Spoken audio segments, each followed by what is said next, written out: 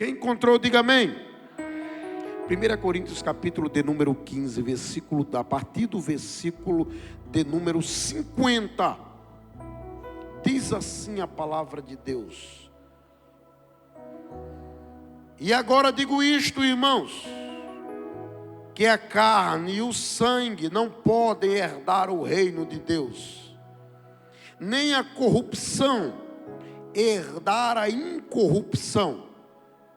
Eis aqui vos digo o mistério: na verdade nem todos dormiremos, mas todos seremos transformados, no momento, no abrir e fechar de olhos, ante a última trombeta, porque a trombeta soará, e os mortos ressuscitarão incorruptíveis, e nós seremos transformados.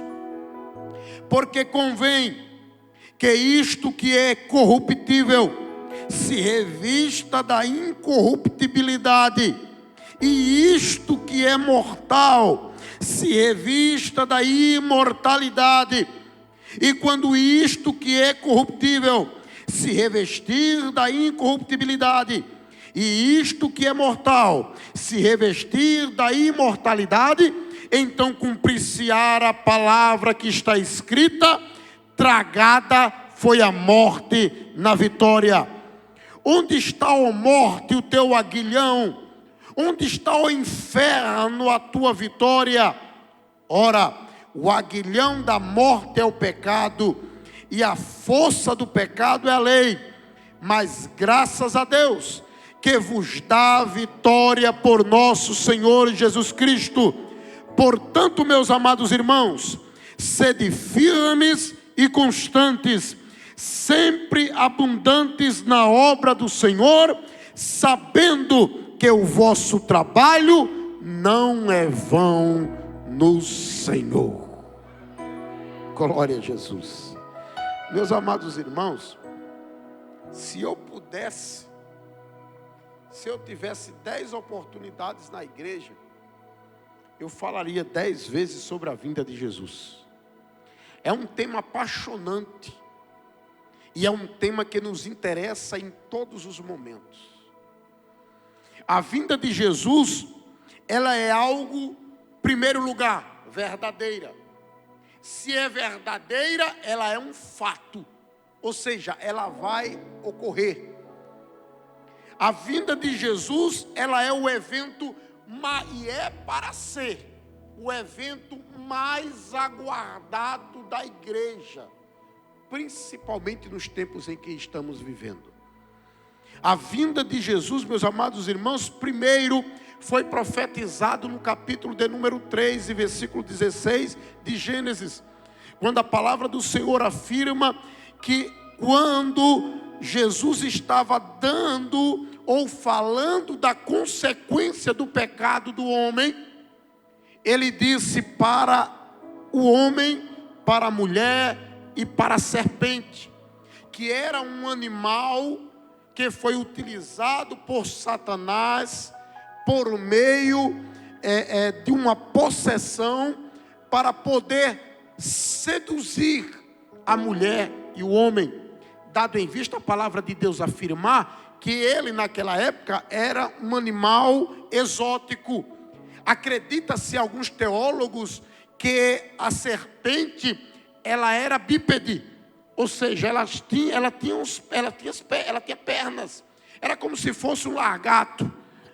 Porém, quando ela pecou, Deus trouxe sobre ela uma punição. Deus disse: por este motivo que você deixou-se ser usado, ou foi instrumento do diabo, eu vou permitir que você se rasteje sobre a terra. Para a mulher ele disse: olha, eu vou permitir que você aumente a sua dor. Isso não quer dizer que a mulher não tinha dor antes do pecado para ter um filho, mas a Bíblia fala que ele aumentaria a dor dela. Olhe para cá, escute isso para você aprender. A vontade dela seria para o seu marido, e ele te dominará. E eu já vi muita gente criticar a própria palavra de Deus, E o próprio Deus, em dizer que Deus é machista, Deus não está aqui dizendo que é para ser assim. Deus disse que seria a consequência do pecado da mulher o homem dominar sobre ela, porque Deus não fez mulher para ser pisada, Deus não fez mulher para ser humilhada. A mulher não é segundo plano dentro de casa. Deus não tirou a mulher do osso do pé, Deus tirou a mulher do lado do homem, para mostrar que ela é auxiliadora, que ela é companheira, que ela deve estar ao lado do homem. Então a consequência era que o homem iria dominar ela, falando justamente dessa cultura dominadora em alguns lugares, do homem sobre a mulher. Muito bem, porém a consequência do homem seria trabalhar, seria suar, porque ele tinha tudo de bom e do melhor. Não queria dizer que o homem não trabalhasse, porque a Bíblia fala que Deus deu os cuidados do jardim do Éden a um homem. Ele trabalhava, ele cultivava, ele plantava, ele aguava a terra. Mas agora, para poder comer, não viria mais tudo do céu, não viria mais tudo do jardim, ele teria que suar. Isso são consequências. Dentre essas consequências, teve uma profecia. Deus disse: olha, da semente da mulher nascerá um que pisará a cabeça da serpente, ele lhe ferirá o calcanhar, porém ele esmagará a cabeça dela. Simbolicamente isso apontava para a cruz. Na cruz cumpriu-se essa profecia. Satanás utilizou dos homens para ferir Jesus, para sangrar Jesus. Ele feriu o calcanhar de Jesus, ele trouxe sofrimento para Jesus. Mas naquele mesmo momento, de braços abertos, Jesus fala até telestai, está consumado, está pago. A partir de agora o homem não está mais sobre o domínio de Satanás. A partir de agora não precisa mais cumprir a lei. A partir de agora, quem crê em mim será salvo. Cumpriu-se a profecia. Ele esmaga a cabeça do diabo e diz: você me feriu, você me sangrou e você me matou, mas ao terceiro dia eu ressuscitei dos mortos, subi para o céu e estou à direita do meu Pai, e é-me dado poder sobre os céus e sobre a terra. A cabeça da serpente foi esmagada. Satanás foi humilhado no inferno, porque ele fez um verdadeiro carnaval. Matamos o Filho de Deus, mas quando Jesus ressuscitou, nos deu esperança. Por isso que Paulo diz, irmão, na mesma carta aos Coríntios: e se ele não tivesse ressuscitado, em vão seria a nossa pregação. Jesus veio ao mundo, foi a primeira vinda. Mas antes dele subir no Monte das Oliveiras ao céu, ele reuniu os discípulos e disse: olha, da mesma forma que vocês estão vendo eu subir, eu vou descer. Escuta o que eu vou lhes dizer. No mundo tereis aflição, mas tenham bom ânimo. Eu venci o mundo. Não se turbe o vosso coração. Credes em Deus e creiam em mim. Na casa de meu Pai há muitas moradas. Se não fosse assim, eu vos teria dito: vou preparar-vos lugar. E se eu for preparar lugar, então eu virei outra vez e vos levarei, para que onde quer que eu esteja, vocês estejam pertinho de mim também. Agora olhe para cá. Essa passagem bíblica é muito linda e muito significativa. Quando Jesus disse assim: vou preparar-vos lugar, É porque a cultura de Israel naquela época, e do Oriente Médio, é que o pai, ele tinha... Geralmente quando a pessoa já passa muito tempo casada, que tem filhos, ela tem uma certa estabilidade, ela adquire por natureza uma certa estabilidade. Então os pais compravam uma casa com um terreno grande. E aí quando os filhos casavam, à medida que os filhos casavam, ou construía a casa em cima do pai, o homem, isso da parte do homem, ou construía a casa de cima da que era do pai, ou construía no terreno que existia. E eles sempre construíam uma casa de terreno grande, justamente porque um construía e já deixava os ferros à mostra, para que o outro filho, quando também casasse, o mais novo, também fizesse a casa em cima. E o objetivo é que a família ficasse ali reunida. Por isso que a palavra de Deus afirma: vou preparar-vos lugar para que onde quer que eu esteja, vocês estejam pertinho de mim também. Isso é uma questão cultural. Mas quando Jesus diz isso, irmãos, ele diz: então eu vou subir ao céu.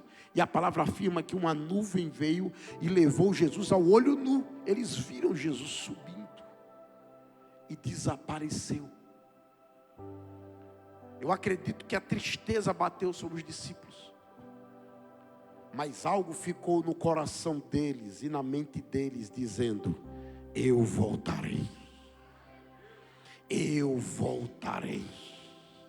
Não perca a esperança, eu voltarei. E uma coisa que a igreja primitiva tinha forte, irmãos, era esse versículo.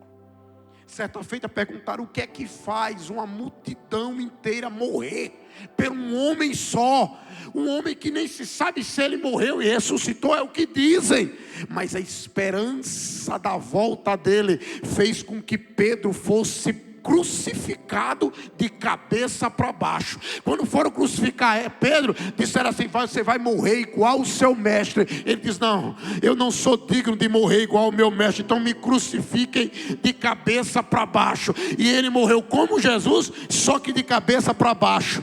Tiago, ele foi jogado de uma casa lá de determinado andar e caiu, e ainda derrubaram uma pedra sobre a cabeça dele. Outros foram arrastados por cavalos, outros foram totalmente esfacelados, amarraram o cavalo na mão, amarraram o cavalo nas pernas, e cada um foi para um lado. Outros foram abertos, esfolados vivos, outros foram decapitados, enforcados, atiraram lança. Os discípulos de Jesus, de todos, só escapou João lá na ilha de Patmos, mas o resto todos morreram de morte matada, e morreram de morte cruel, mas todos morriam com uma esperança. Qual é? Eu vou morrer, eu estou morrendo, eu estou sofrendo. E por que você não desiste? Porque ele vai voltar.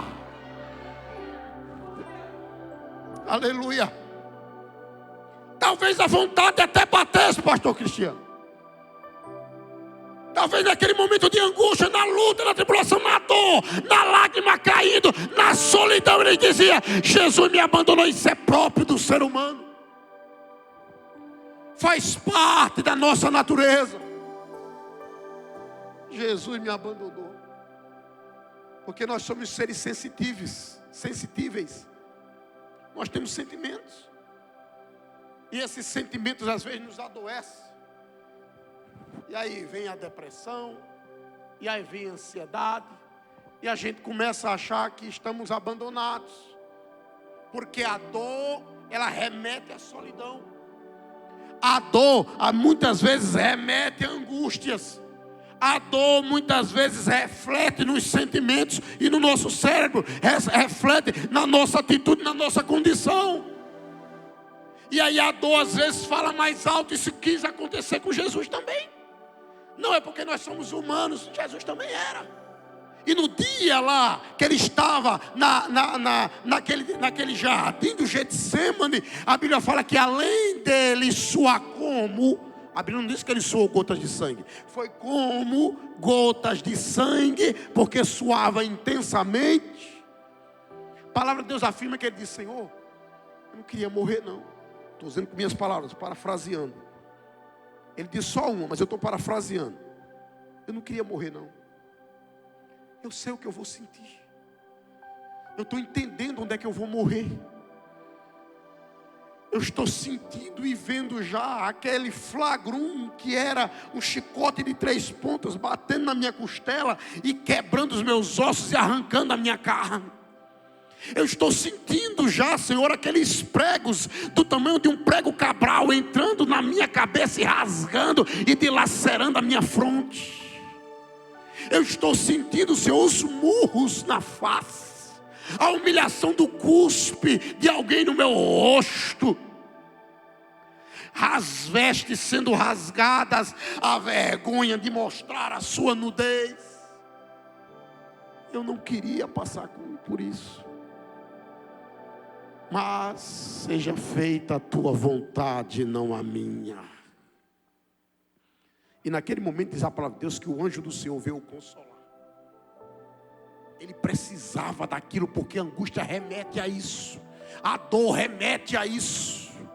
Mas aqueles homens, mesmo sendo mortos, mesmo em meio a tribulações e perseguições, ei, irmãos, famílias inteiras, olhe para cá, sua mãe, seu pai, homens e mulheres com famílias, crianças pequenas. Aí eu me lembro agora, remeto a minha pequenininha, a maiorzinha, os meus filhos maiores, todo mundo junto ali. Abre-se uma comporta, estamos no Coliseu, uma multidão ao redor clamando e dizendo: morte aos crentes, morte aos crentes. Queremos ver carnificina, queremos ver eles morrerem. Quando as comportas abrem, soldados atrás com lanças empurra e diz: vai lá para o meio, vai para o meio. E a gente para, e eu agarro a minha pequenininha e saio com ela, protegendo, chorando, sem saber o que vai acontecer. Daqui a pouco uma comporta abre lá na frente, e quando a comporta abre, irmãos, são leões famintos. O que eu poderia fazer nesse momento era jogar ela para o céu. O que nós queríamos fazer nesse momento era proteger, mas não dá. O leão vem e ataca uma. Ou você segura um, ou você segura outro, e não dá. O leão vem e ataca a sua esposa, e ataca a pequena, e ataca você. Nessa hora o seu sentimento é: porque Deus deixou.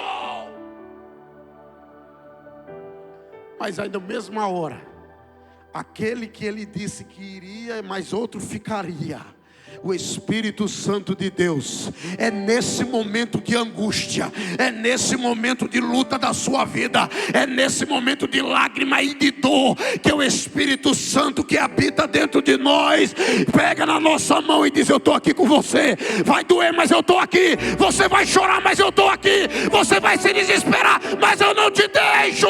E escute, meu filho, você vai até morrer, mas ele vai voltar. Aleluia. E as famílias eram dilaceradas, as famílias eram mortas. E os imperadores diziam: como é que uma pessoa faz um negócio desse? Entrega a vida dos seus filhos, morre,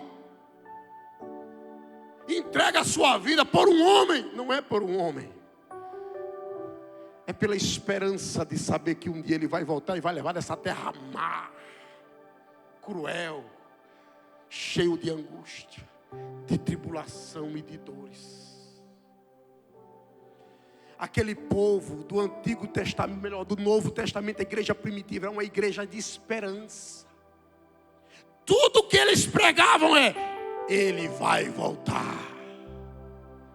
Os tempos foram se passando, a igreja foi crescendo, veio o imperador Constantino, fez de conta de que o evangelho agora era mil maravilhas, colocou a religião oficial, o cristianismo. Aí o povo não foi mais perseguido, a igreja cresceu, se transformou numa verdadeira Roma. Aí veio outras denominações, um botou uma placa, outro bota outra placa, outro bota outra placa. Aí tudo cresceu, a igreja aumentou. Somos hoje no Brasil mais de 90% de evangélico. Aí todo mundo diz: que coisa linda.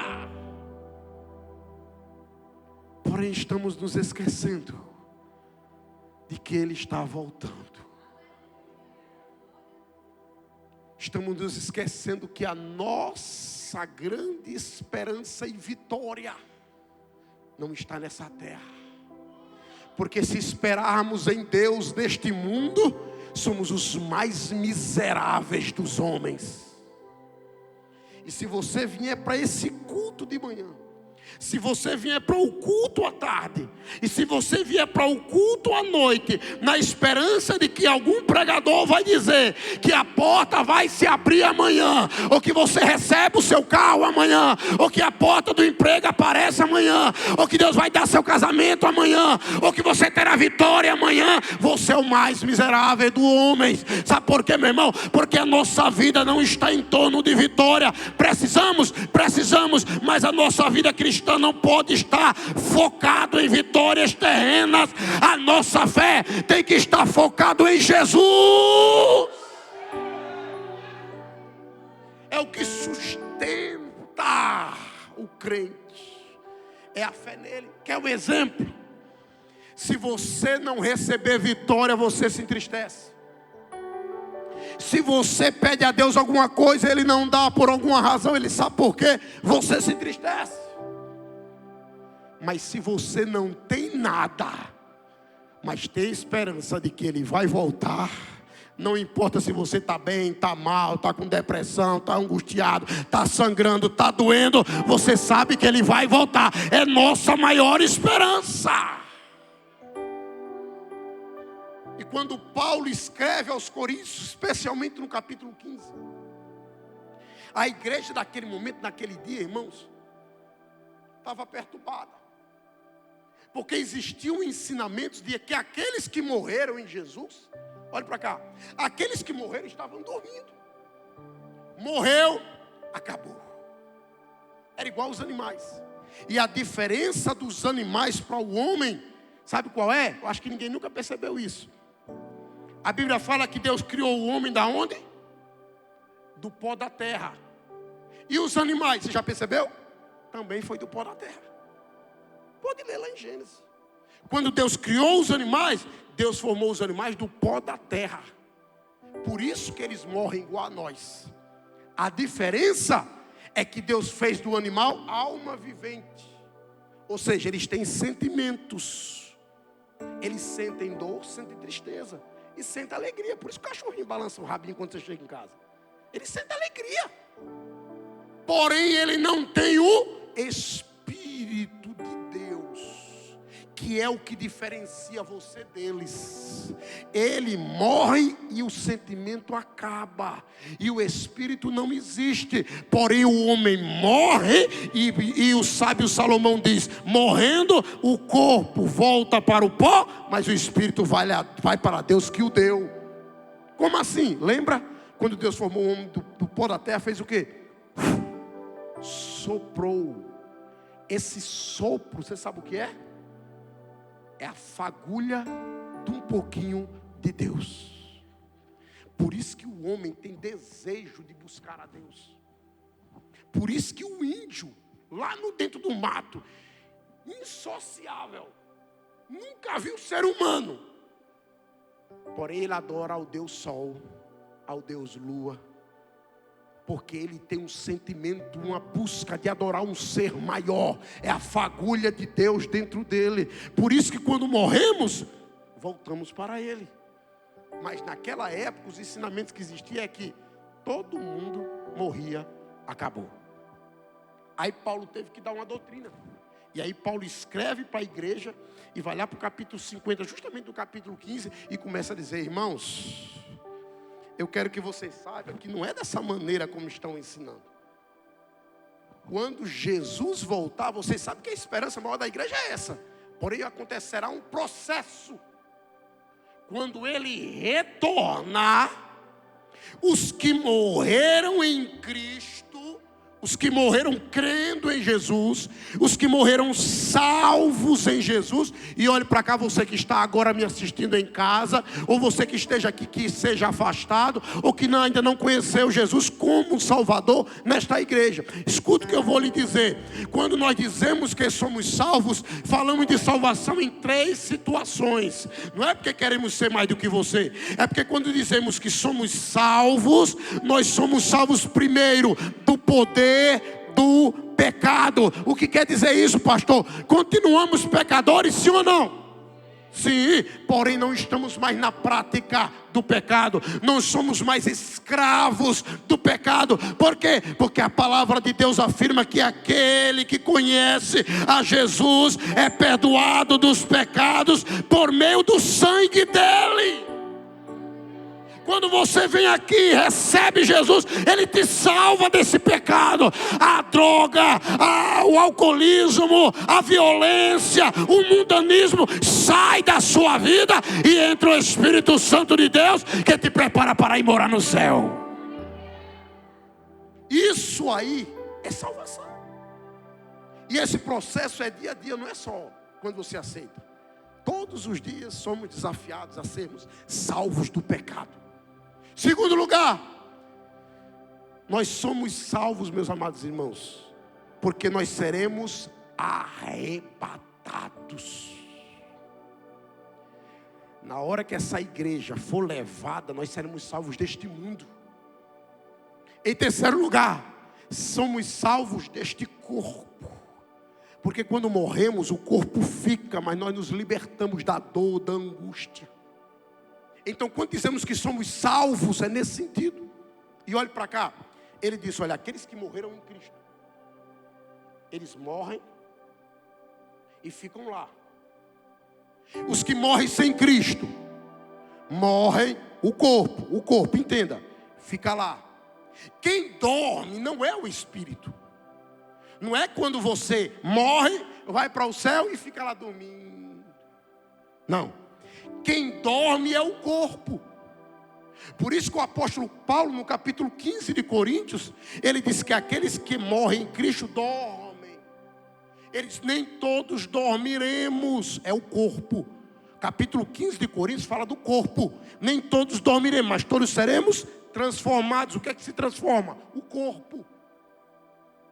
Primeira epístola de Tessalonicenses, capítulo de número 4, do versículo 12 em diante, Paulo fala justamente o que acontecerá nesse arrebatamento. Ele diz, olha, a trombeta soará, os mortos em Cristo ressuscitarão primeiro, depois nós que tivermos vivos seremos transformados de um corpo corruptível, de um corpo que morre, de um corpo que apodrece, de um corpo que se acaba, para um corpo incorruptível, um corpo que não se acaba mais, um corpo que não se deteriora mais, um corpo que não apodrece mais. Mas esse corpo, sim ou não? Sim, só que transformado em um corpo incorruptível.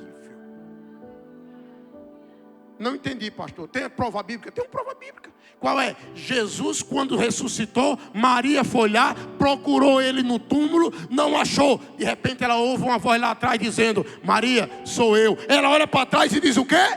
Mestre.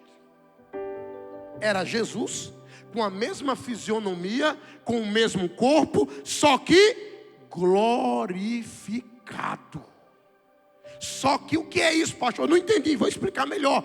Corpo incorruptível, corpo glorificado é corpo adaptado para morar no céu. Quer outro detalhe? O corpo glorificado não é mais um corpo limitado como esse. No corpo glorificado nós atravessaremos a parede. Isso é utopia, pastor. Isso é coisa de fantasia, não. Lembra quando os discípulos estavam reunidos depois da morte de Jesus, que ele ressuscitou? Estavam todos reunidos, de repente Jesus aparece e diz, Pai seja convosco. Que a Bíblia faz questão de dizer, e as portas estavam fechadas. Ele atravessou a parede. Quer mais detalhe? Quando Jesus ressuscitou, Jesus sentou com eles lá no meio do fogo que estava lá, de lenhas com fogo que estava lá. Sentou com eles e comeu pão e peixe. Corpo glorificado, porém comendo pão e peixe. Quer mais detalhes? Tomé disse assim, eu só acredito. Tomé perdeu o culto, porque quem perde o culto perde uma bênção. Como Tomé perdeu o culto, ele não viu Jesus na hora que chegou. Aí ele disse, eu só acredito vendo Jesus novamente. Atravessa a parede e aparece de repente. Pai seja convosco. Que é isso, Senhor? Vem cá, Tomé. Toca aqui em mim. A Bíblia fala que Tomé tocou. Tomé apalpou e disse: está vendo as marcas dos pregos? Olha a marca da lança, pega aqui. Ele pegou e sentiu a marca da lança, porque ele estava achando que Jesus era um espírito. Jesus disse: espírito tem forma como eu tenho? Não, sou eu mesmo. Seja crente, Tomé. Do mesmo jeito, quem está morto hoje está com o corpo adormecido, mas o espírito consciente diante de Deus. Tem base bíblica, pastor? Tem. Apocalipse disse que debaixo do trono de Deus estavam as almas e os espíritos que subiram, estavam lá cantando, adorando a Deus e bendizendo. Eles estão conscientes, sabem que estão no céu, sabem que subiu, porém há um evento que vai mexer com a igreja, e é essa a esperança que nós temos, é a esperança da volta de Jesus. Olhe para cá, porque a Bíblia fala que isso é como se fosse um casamento. A igreja representa uma noiva. E aí agora eu vou mexer com vocês. Fique de pé em nome de Jesus, fique de pé.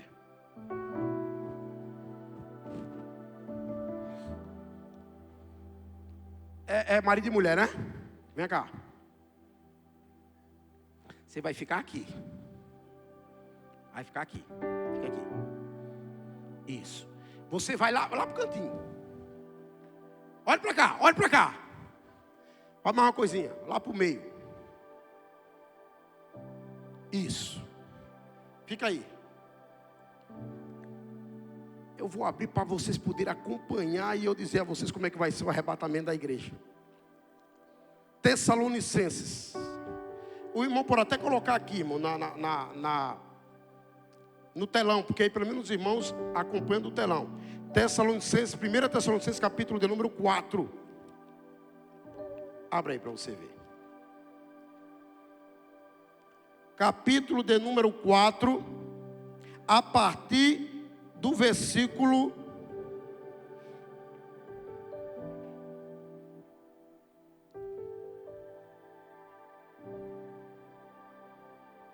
pronto, versículo 15, capítulo 4 de 1 Tessalonicenses, a partir do versículo de número 15. Vem cá, minha filha. Pegue lá no braço dela. Não, lá. No braço dela. Como se fosse o Espírito Santo. Olha para cá. Eu vou ler para vocês poderem conjecturar, imaginar comigo o arrebatamento da igreja. Vem cá, pastor. Sobe aqui.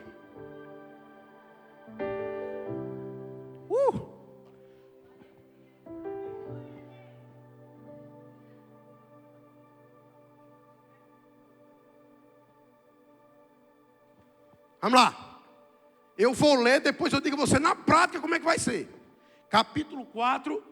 Dizemos-vos, pois, isto pela palavra do Senhor, que nós os que ficarmos vivos para a vinda do Senhor não precederemos os que... Quem é que está dormindo? O corpo. Diga o corpo. Vai lá. Porque o mesmo Senhor descerá do céu com alarido e com voz de arcanjo e com a trombeta de Deus, e os que morreram em Cristo ressuscitarão primeiro. Continue. Depois nós, os que estivermos vivos, seremos arrebatados juntamente com eles, os que morreram, nas nuvens, a encontrar o Senhor nos... E assim estaremos com Ele para sempre. Olhe para cá agora. A passagem se cumprindo na prática. Vamos dizer que eu sou Deus. Aí eu vou dizer assim. Eu vou celebrar o casamento agora. Minha noiva está sendo adornada. Porque toda noiva é bonita. Já viu noiva feia? Toda noiva é linda, irmãos. Pode observar. O homem a gente nem olha. Mas a mulher, as mulheres chegam a baba, olha do pé a cabeça, olha a sandália dela, linda. O véu, olha o cabelo dela, a maquiagem dela tá linda. Baba, toda mulher baba. Por quê? Porque ela foi adornada. Ela foi arrumada. Ela foi preparada. Ela foi enfeitada. Ela foi forjada para aquele momento. Quem faz isso? Uma Rayane. quem cuida? Quem é que cuida da igreja? O Espírito Santo. Adorna, repara, polda, limpa, cuida, espiritualiza, abençoa, ajuda. E ela começa sendo preparada para o encontro com o Jesus de Nazaré, que é o noivo. Aí Deus lá do céu diz assim: atenção, anjos, chegou a hora. Quando ele diz assim, diz a palavra do Senhor lá em Tessalonicenses, que ele se encontrará com Jesus aonde? Nos ares. Nos ares. Lá no altar. Aí diz: Jesus, desça para o altar. Aí você desce. Aí quando ele desce, a Bíblia diz: e a trombeta, e ele virá com voz de arcanjo e com voz de trombeta. Aí começa.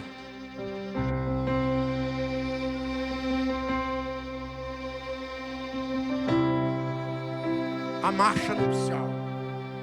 Jesus esperando a igreja adornada, bonita. Dê um braço aí, minha filha, como se fosse isso. Aí o Espírito Santo que está cuidando dela vê Jesus aqui nos ares, Deus e os anjos reunidos olhando a beleza da igreja sendo preparada. Aí daqui a pouco lá vem o Espírito Santo trazendo a noiva até o noivo para encontrar-se com os ares. Quando ela chega, o que ela faz? Entrega para o noivo, e eles vivem para sempre. Olha para cá. Muito obrigado, meus amados. Olha para cá. Estamos sendo adornados, estamos sendo preparados. Os que morreram em Cristo vão ressuscitar. Eu não quero saber se foi queimado, se foi estroçado, se já virou pó, se nem existe. Diz a palavra do Senhor que o mar e a terra dará aos mortos que nela habitam. Eles vão se levantar com um corpo glorioso, adaptado ao céu. Vão esperar sermos transformados. E quando formos transformados como verdadeira marcha nupcial, encontraremos Jesus nos ares para habitar com Ele para sempre. Só tem um detalhe, meu irmão. Quando Jesus entregou a noiva para a igreja, no capítulo de número 2 de Atos dos Apóstolos, ele não entregou qualquer jeito. Ele não empurrou a igreja de qualquer jeito, não. Ele entregou uma igreja cheia da glória. E todos estavam reunidos no mesmo lugar, quando de repente veio um vento veemente e impetuoso e encheu toda a casa, e eles viram línguas repartidas como que de fogo, que caía na cabeça de cada um deles. E todos, não foi 2, nem 3, nem 4, não foi só o pastor nem o cantor, todos foram cheios do Espírito Santo. Da mesma forma que Jesus entregou ao Espírito Santo, Ele também vai entregar para Jesus uma igreja cheia. Quem está esperando Jesus voltar? Que sua esperança seja essa, na angústia ou na tribulação. Ele vai voltar. Se eu morrer, eu vou ressuscitar com Ele. Se eu estiver vivo, eu serei transformado. Mas todos nos encontraremos com Ele nos ares e viveremos com Ele para sempre. E lá, meu irmão, olhe para cá para eu terminar. E lá, toda luta se acabará. Essa é a nossa esperança. Toda angústia, toda tristeza, toda depressão, a velhice não existirá, porque a velhice é consequência do pecado. Pessoas aleijadas não existirá, pessoas deficientes não existirá, pessoas ou crianças com problemas intelectuais não existirá. Seremos perfeitos como perfeito Ele é, seremos tal como Jesus é, estaremos na estatura de varão perfeito no céu de glória. Isso não é utopia, isso não é fantasia, isso é o que a palavra de Deus afirma. E que quem tem fé acredita que essa palavra vai se cumprir. Passarão os céus e a terra, mas a minha palavra não passará.